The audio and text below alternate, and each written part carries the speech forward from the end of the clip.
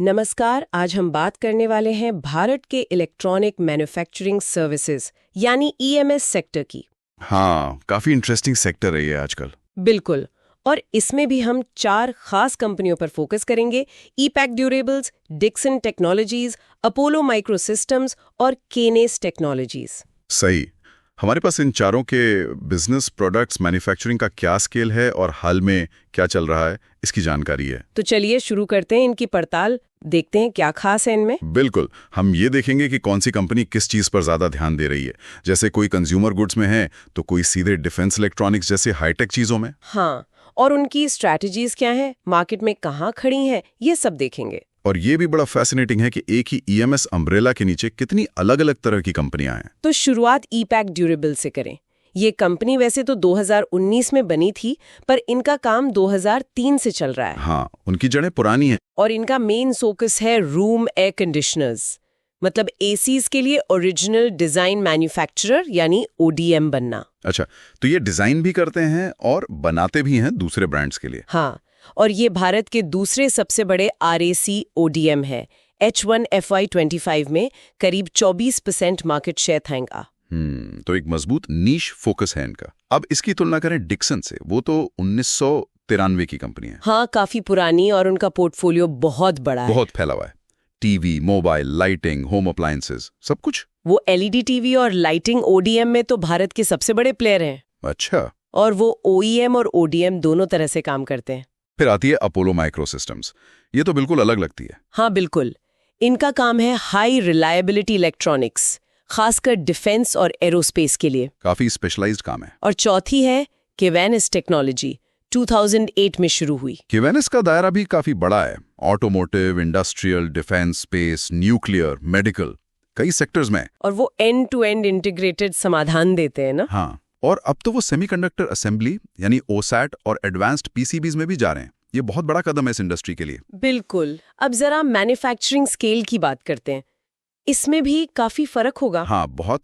ईपैक की 3 फैसिलिटीज हैं, अच्छी कैपेसिटी अच्छी है। और डिक्सन, उनकी तो शायद बहुत ज्यादा है। हाँ, करीब 22 फैसिलिटीज। और मोबाइल फोन बनाने की कैपेसिटी तो सोचो, 30 मिलियन स्मार्टफोन सालाना। अरे बाप रे। और हाल ही में इन्होंने वॉशिंग मशीन और रेफ्रिजरेटर में भी एक्सपेंड किया है। अच्छा, अपोलो का क्या सीन है? अपोलो मेनली हैदराबाद से ऑपरेट करती है, पर उनके एक्सपेंशन प्लान्स बड़े हैं।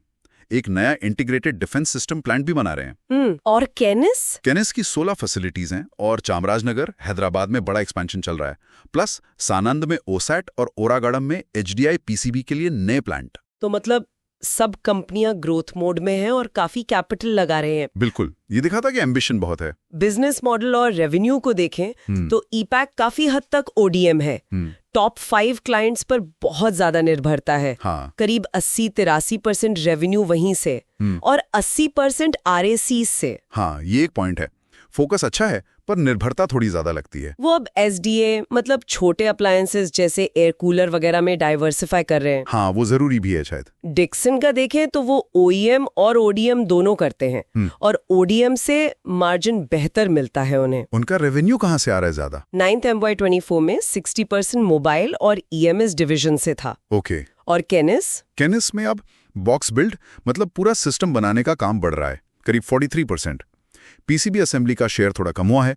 इंडस्ट्रियल ईवी उनका सबसे बड़ा सेक्टर बन गया है, 55% रेवेन्यू वहां से। और अपोलो का तो डिफेंस प्रोजेक्ट से ही जुड़ा होगा। हाँ, उनकी ऑर्डर बुक काफी स्ट्रांग है, 445 करोड़ प्लस, अभी 95 करोड़ रुपए के नए ऑर्डर्स। अब क्लाइंट्स और हाल के कुछ कदमों पर नजर डालें। ईपीके के क्लाइंट्स तो बड़े एसी ब्रांड्स हैं, ब्लू स्टार, डाइकिन, वोल्टास। हाल में हिसेंस का कॉन्ट्रैक्ट भी मिला है। सही। डिक्सन के क्लाइंट्स में मोटोरोला, शॉमी, सैमसंग जैसे नाम है। उन्होंने आई स्मार्ट इंडिया को अक्वायर किया और गूगल टीवी और सैमसंग के टाइजन ओएस के साथ पार्टनरशिप भी की है। काफी बड़े मूव्स हैं ये। हाँ, अपोलो के क्लाइंट्स डीआरडीओ, रक्षा पीएसयू, एलएनटी हैं। उन्होंने एक डिफेंस सब्सिडरी लॉन्च की है और मिडिल ईस्ट मार्केट में भी एंट्री ली है। और केनिस, उनके क्लाइंट्स कौन हैं? केनिस के पास सीमेंस, हिटाची जैसे ग्लोबल क्लाइंट्स हैं। रेलवे टेक के लिए सेंसोनिक का अधिग्रहण किया और ऑर्डर बुक तो बहुत बड़ी है, 6000 करोड़ से ज्यादा। वाह। पर उनके यहाँ भी क्लाइंट कंसंट्रेशन बढ़ रहा है, टॉप क्लाइंट से 26% रेवेन्यू FY24 में। हाँ, ये एक देखने वाली बात है। R&D पर कैसा फोकस है सबका? लगता है सभी इन्वेस्ट कर रहे हैं। ईपेक के 4 सेंटर, डिक्सन के 3, अपोलो तो रेवेन्यू का 7-8% R&D पर लगाती है। केनिस के भी कई सर्टिफाइड सेंटर्स हैं। और फंडिंग, पैसे जुटाने में क्या चल रहा है? वो भी जरूरी है। ईपेक का आईपीओ आया 2024 की शुरुआत में। डिक्सन हर साल बड़ा केपेक्स प्लान कर रही है, करीब 300-400 करोड़। अपोलो ने वॉरेंट्स के जरिए 265 करोड़ जुटाए और केनिस ने तो अभी 1600 करोड़ के बड़े फंड रेज को मंजूरी दी है। तो मतलब पैसा आ रहा है और बड़े प्लान्स हैं सबके पास? बिल्कुल, ये दिखाता है कि सेक्टर में काफी एक्शन है और ग्रोथ पोटेंशियल देखा जा रहा है। तो कुल मिला के क्या समझ आता है? हमने देखा कि भारत का ईएमएस सेक्टर कितना डायनामिक है। कुछ कंपनियां जैसे ईपेक एसीज में या अपोलो डिफेंस में एकदम गहराई से फोकस कर रही हैं। हाँ, और दूसरी तरफ डिक्सन और केनिस जैसी कंपनियां हैं जो बहुत सारे अलग-अलग सेक्टर्स में फैली हुई है। स्केल, क्लाइंट्स पर निर्भरता, स्ट्रेटेजिक इन्वेस्टमेंट, सब में काफी फर्क है। अगर इसको हम बड़ी पिक्चर से जोड़ें तो कुछ चीजें साफ हैं। एक तो मैन्युफैक्चरिंग ग्रोथ का ट्रेंड, दूसरा पीएलआई जैसी स्कीम्स का फायदा उठाया जा रहा है। डिक्सन तो सीधे सीधे, बाकी शायद इनडायरेक्टली। हाँ, ये तो है। और तीसरा, ये कंपनियां सिर्फ बेसिक असेंबली नहीं कर रही हैं, बल्कि कॉम्प्लेक्स डिजाइन और केनिस तो सेमीकंडक्टर पैकेजिंग तक जा रही हैं, वैल्यू चेन में ऊपर बढ़ रही हैं। सही कहा। तो आखिर में सोचने के लिए एक सवाल छोड़ते हैं। जैसे जैसे ये भारतीय ईएमएस कंपनियां अपना स्केल और एक्सपर्टीज बढ़ा रही हैं और बाहर की कंपनियां भी यहीं बना रही हैं, तो भविष्य में इन ओडीएम्स, ओईएम्स और फाइनल ब्रांड्स के बीच का रिश्ता कैसे बदलेगा, खासकर भारतीय बाजार में? हाँ, ये वाकई एक दिलचस्प सवाल है जिस पर आगे नजर रखनी होगी।